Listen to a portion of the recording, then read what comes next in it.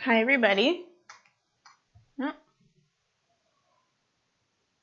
everybody. It's Kasha Dupuy from the Niagara-on-the-Lake Public Library, and welcome to week 19 of STEAM Storytime. So this is a special storytime we have every single Wednesday at 11 o'clock where we talk about STEAM concepts. So that's science, technology, engineering, art, and math. And actually, the E can also stand for environment, and that is what we're going to be thinking about and learning about today. We're going to be talking about the environment. So yes, welcome again. We're just going to wait another minute or so before we get started, and I switch the camera over so you can see me. But I'm very excited about today's STEAM Storytime. These books, written by Kate Messner and illustrated by Christopher Silas Neal, are some of my favorites, and I'm very excited to share it with you today. So let's switch the camera over. Hi, everybody. Again, my name is Kasha Dupuy, and I'm from the Niagara-on-the-Lake Public Library, and welcome to STEAM Storytime. So this week we are going to be talking about and learning about ponds. And especially this time of the year in the summer, there is a lot of life happening in a pond. There's always life happening in a pond, but in the summer, we can see a lot of it. So we're going to look at this book. We're going to read this book called Over and Under the Pond, and we are going to see what could be in a pond. Also, before we get started, I'm just the regular kind of things. My internet has been good, fingers crossed. If for some reason it drops, I will be back, and if I can't get back for some reason, I'll finish the video as I'll finish the live stream as a video and upload it to our YouTube channel. If you can't stay the whole time, not to worry. We do have all of these videos uploaded to our YouTube channel afterwards, so no worries there. So you can always check them out. There's 18 other weeks of STEAM Storytime if you're looking for something to do on to get out of the heat or on a rainy day. 18 weeks are up there too. My dogs are around here. I'm not sure if you heard my boys kind of like stomping around. They're playing a game in the kitchen. Evie's here with me. She's actually sleeping, and Finn is probably sleeping inside away from Evie to get some quiet time. So that's good. Okay, so if you are tuning in, make sure you say hi in the comments, and I'll say hi to you. It's very wonderful to see some people tuning in, and I miss many of you. All of you, actually. I miss all of you, but some of the people that came to our regular STEAM Storytime tune in every week, and it's nice to see them on there, even if it's just on Facebook. Okay, so we're going to start with our story today.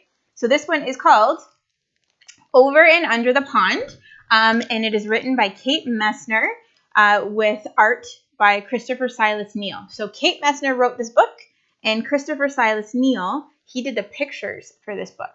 And these are some of my favorite books because they give you so much information and they're beautiful. So this book was also published in 2017 by Chronicle Books. They have a whole series of these, and they're amazing. Thank you very much, Chronicle Books, for letting us use this in our STEAM Storytime today. It's definitely one of my favorites. Okay, ready? There are some beautiful images in this book. I'm just going to make sure I'm in the right spot. Look at that one, fish. And look, there's a pond, and there's some lily pads and some water lilies and a dragonfly. Oh, and a frog. Yep, all those things we're going to see throughout the book today. So this one's Over and Under the Pond by Kate Messner with art by Christopher Silas Neal, published in 2017 by Chronicle Books. Over the pond we slide, splashing through lily pads, sweeping through reeds. These are reeds here. The water's a mirror, reflecting the sky. Sunshine and clouds, then a shadow below. What's down there? I ask. Under the pond? Mom says. Under the pond is a whole hidden world of minnows and crayfish, turtles and bullfrogs. We're paddling over them now, she says. So that's their boat up there, and they're looking over. And these are all the things that are under the water in the pond. Over the pond, we skim past tall rushes, whirligig beetles, loop and twirl, skaters on a warm summer surface. Under the pond, minnows dart through waving forests of grass, while a brook trout lurks, ready to lunch. Maybe that's their lunch, those little bugs.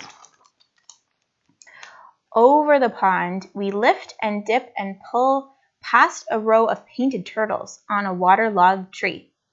That's a painted turtle right there. 1, 2, 3. They slip off and away. Splash, gurgle, sploosh. Under the pond. Now, does anyone know the name of what's another word for a waterlogged tree?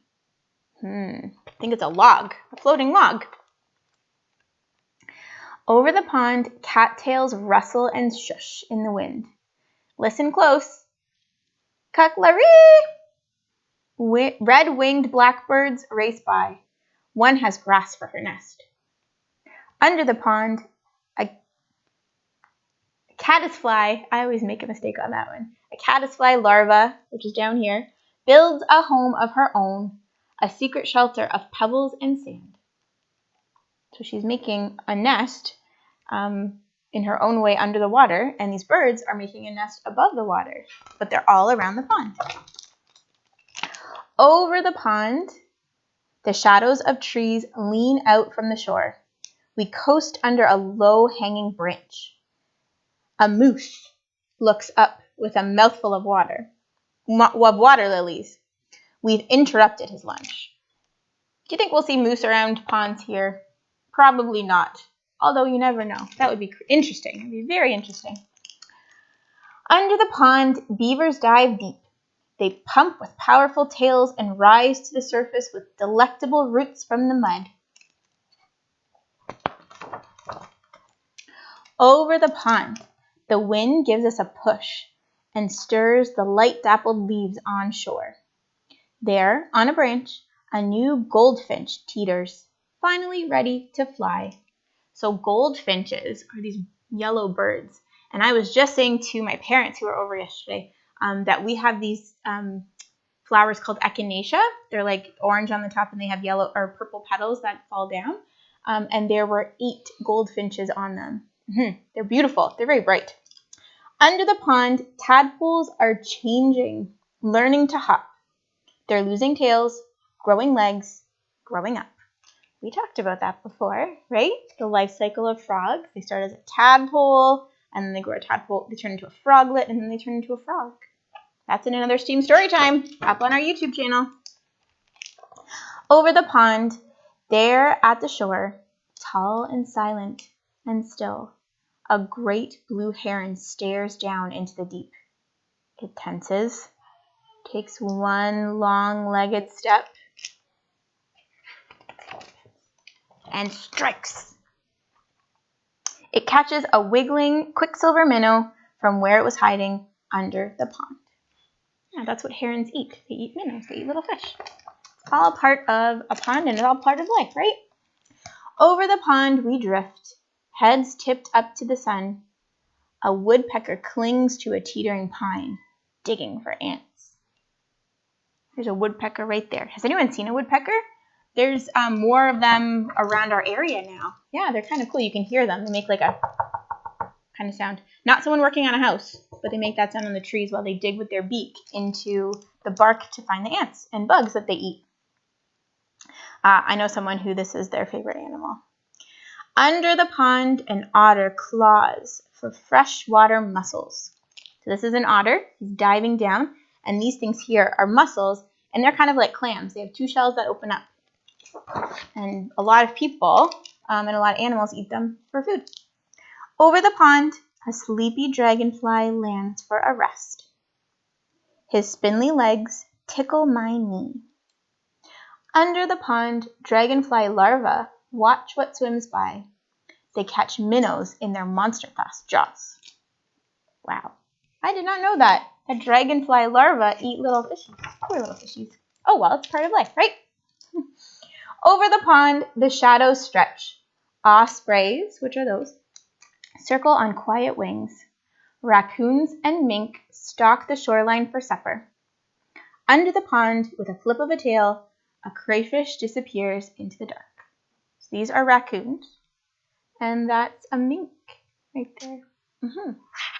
And they're all, it's getting, what time of day is it? What do you think? It could be sunset, or it could be morning, right? As the sun's shining, or the sun is setting. Sun is rising or setting. Ooh, that's a loon.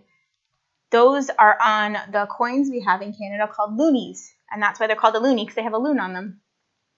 Over the pond, we head for home. We glide, swish, bump, right up onto shore, and as a far-off loon calls good night. The sky turns from sunset to dusk to dark. Night settles over the pond. The prowling catfish and drowsy turtles, the scuttling crayfish and the tadpoles turn frogs, wading herons and stalking raccoons. All those things in a pond. And the hidden world under the pond. The end. So this is actually a picture of being under the water, looking up at the sky while you're under the water. It's pretty cool. You'd see all the ripples and you'd see everything would kind of have like a blue or green tinge to it, blue or green color.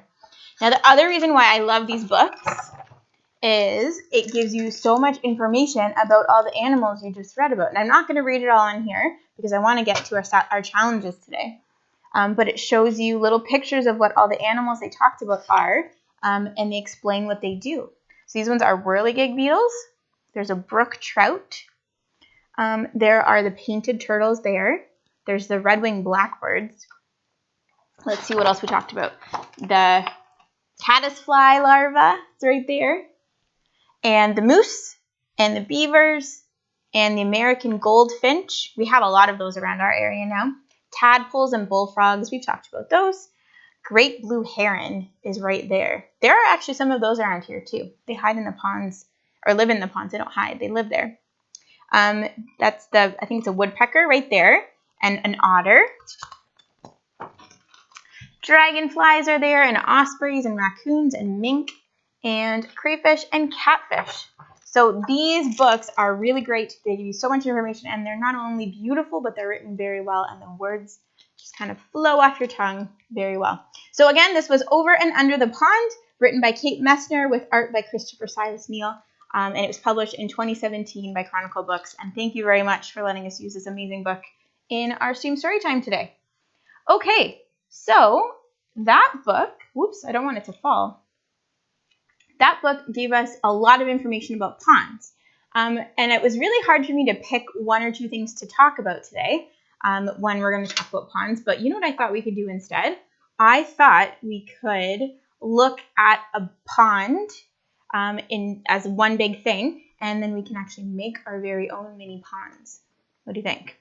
Okay, so let me show you the picture that I have here. I just forgot to get it ready ahead of time, but right there. So this is called a cross-section of a pond. So if you look very carefully at it, this is kind of a pond from the side view. So we usually see only the top part of a pond, right? So we see that top layer where the duck is and where the lily pads are, and sometimes we can see the little insects that are on it right there. But underneath the surface, there are all these different layers of a pond.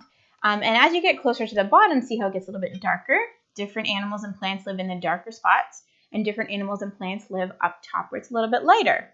So let's play a little game. Can you look at this cross-section of a pond, and can you find some fish?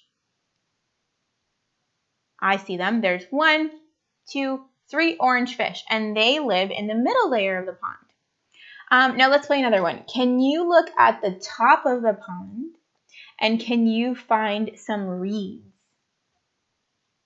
I'll give you a hint. They're green and then the top of them have a little brown kind of squished semicircle there. Yep, they're right on the side there. So these reeds, they look like just plants that would live around a pond, but they're actually very important to many of the animals that live in the pond, especially little froggies, because the frogs live at the bottom of the reeds, and the way that the reeds grow up actually gives them like little shelters. Yeah, it keeps them safe in there.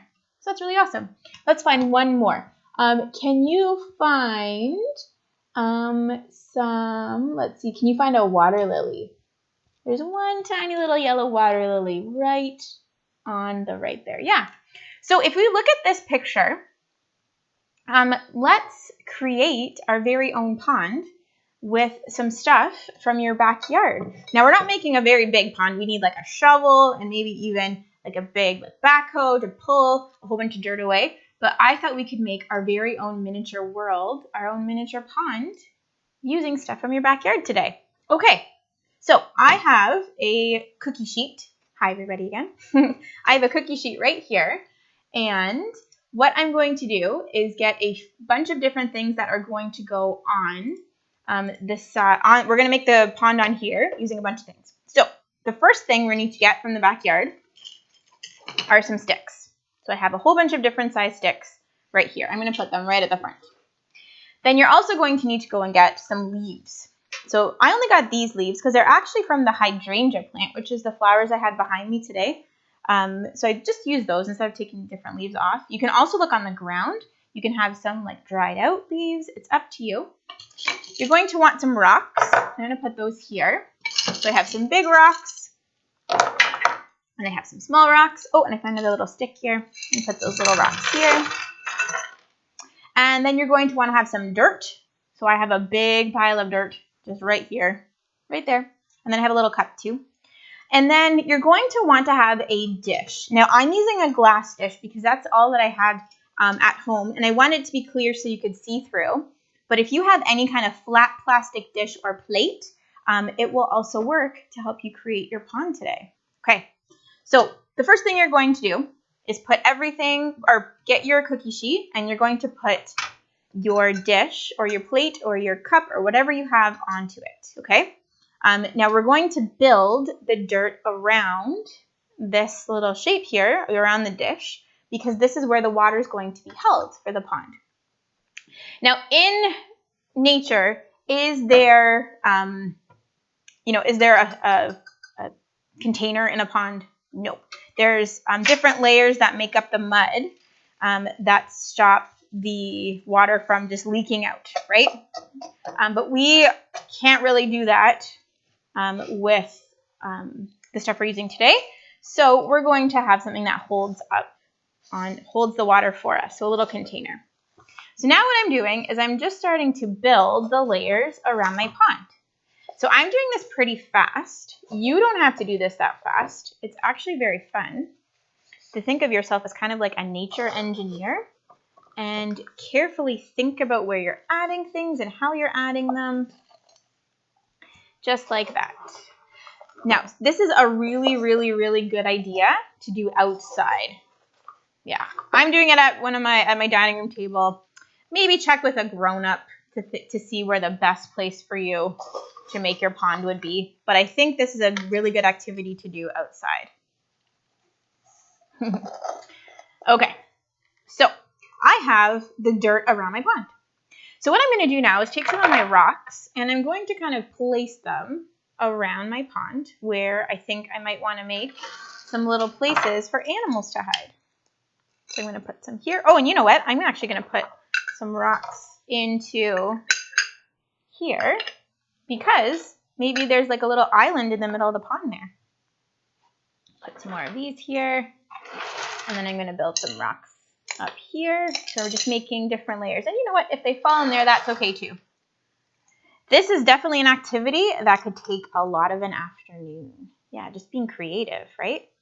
Being a STEAM engineer, an environmental engineer, and also using your creativity to make your own little nature world, right?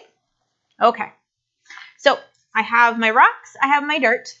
Time for some sticks. So I have different size sticks, and what I might do, I didn't have anything that I could make reeds from, but I'm going to break some of these sticks if I can, like that. And I'm going to start to stick them around because maybe this is where some of those little froggies would like to hide, right? Because they like living in the bottom of those reeds like I mentioned. Okay, so we're going to put some here like that. Now I have a bigger one. I just lost it right here. And I'm going to put this maybe just floating in the water in the pond because we saw that in the book, right? There was those turtles that were right on that log and then they jumped in. And then I'm going to take some of my leaves and you can get grass and you can just kind of tuck them in.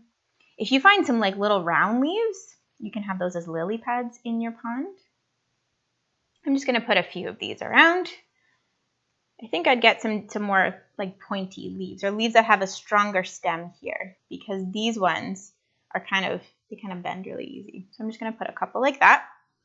And you know what? Maybe I'll put a couple more. I'll put a log here. Maybe one didn't quite make it into, didn't quite make it into the pond.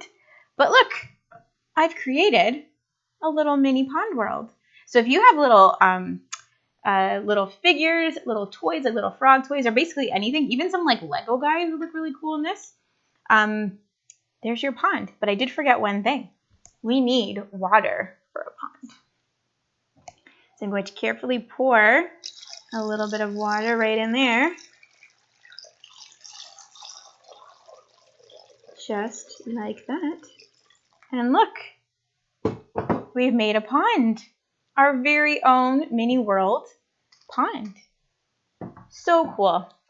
Okay, so that is how we can make a pond using a whole bunch of stuff from your backyard. It's a really fun thing to do. So I'm going to show you the cross section of a pond again. Now our pond isn't very deep. It's very shallow, but again, I'm making this on my dining room table. If you are making one outside and a grown-up lets you, you have to ask first, everybody, but it is pretty fun to dig a hole and see how far you can make your pond go. Sometimes if you dig really far, you'll hit something called a water table, and your pond might actually fill up with a little bit of water from below. It's really neat. Okay. So there is the cross section again. So we have many of the same things, right? We have some rocks, we have a log, we have some, we have the water, obviously, we have some sticks and reeds. We have everything to make our little mini world on this cookie sheet or in your backyard. Hi, Nicholas. Hold on, I'll switch the camera over. Hi, Nicholas. How are you? Lovely to see you. Okay, so this is your first STEAM challenge. So the second STEAM challenge is we're going to try something a little bit different today. So I have a file, I have a sheet that is a pond scavenger hunt.